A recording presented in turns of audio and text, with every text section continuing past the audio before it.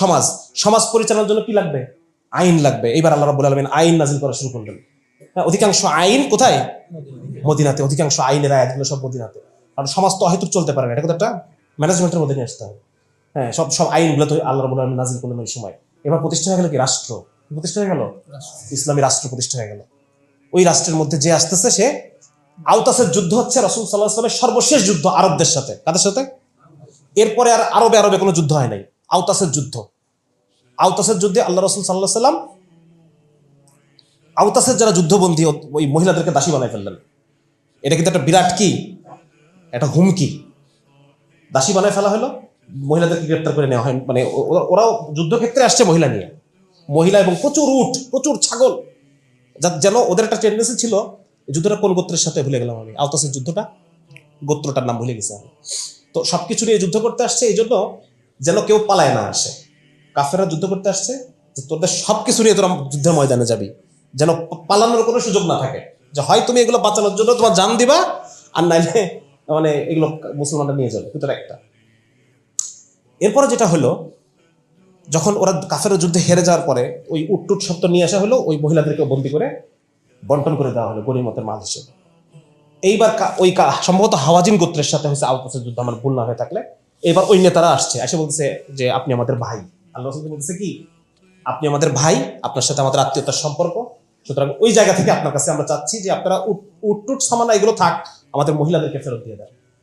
তখন আল্লাহ রাসূল আবার সমস্ত ব্যাক নিলেন, ব্যাক নিয়ে তাদের মহিলা তাদেরকে ফেরত দিলেন। এই দেখেন কত বড় মেসেজ, যে আমরা যদি মুহাম্মাদের সাথে যুদ্ধ করতে যাই ঝামেলা আছে, কিন্তু অতএব যুদ্ধ করা যাবে না, এখন শান্তির পথ খুঁজো। এটা এই জন্য ইসলামের যে যুদ্ধ ব্যবস্থাপনা, এটাও একটা কি মেশিন, এটা একটা কি। হ্যাঁ, ইসলামের আজকে দেখেন, আজকে তো রাষ্ট্র নাই, রাষ্ট্র না থাকার কারণে এই জিনিসগুলো আমরা দেখতে পাই না চোখে, যেগুলো কত বড় মেশিন। আওতাসের যুদ্ধের পর আর কোন আরব গোত্র সাহস করে না রাসূলের সাথে যুদ্ধ করার। আওতাসের যুদ্ধের পরের বছর কি? প্রতিনিধি দলের বছর। আরবিতে কি বলে? প্রতিনিধি দলের বছর। হ্যাঁ, প্রতিনিধি। এরপর আওতাসের যুদ্ধের পরের বছর হচ্ছে প্রতিনিধি দলের বছর। সমস্ত গোত্র নেগোসিয়েশন করার জন্য লোক পাঠাচ্ছে, সমস্ত গোত্র যে যাও মুহাম্মদের সাথে যে বিলতাল করে আসো, আর যুদ্ধ করা যাবে না। সাল্লাল্লাহু আলাইহি ওয়াসাল্লাম। এরপরে প্রতিনিধি দলের বছরে খালি প্রতিনিধি আসতেছে। আল্লাহ তাআলা আয়াত নাযিল করলেন কি, ইযা জাআ নাসরুল্লাহি ওয়াল ফাতহ ওয়া রাআইতান নাসা ইয়াদখুলুনা ফি দীনিল্লাহি আফওয়াজা। দলে দলে মানুষ আসবে তখন, যখন ইসলামী রাষ্ট্র কায়েম হয়ে যাবে, খেলাফত কায়েম হয়ে যাবে, তখন দলে দলে মানুষ ইসলাম গ্রহণ করবে, দলে দলে। কারণ মেশিন এখন বড়, নাকি? ছোট মেশিন ছিল, হেদায়েত ছিল অল্প। মেশিন যত বড় হচ্ছে, প্রোডাকশন তখন তত লার্জ, নাকি? হ্যাঁ, ছোট কোম্পানির প্রোডাকশন বেশি না বড় কোম্পানির প্রোডাকশন বেশি?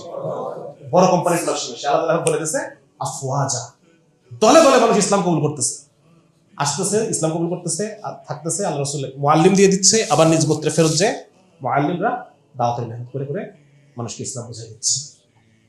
তাহলে এই দেখেন ইসলাম এইভাবে কাজ করে।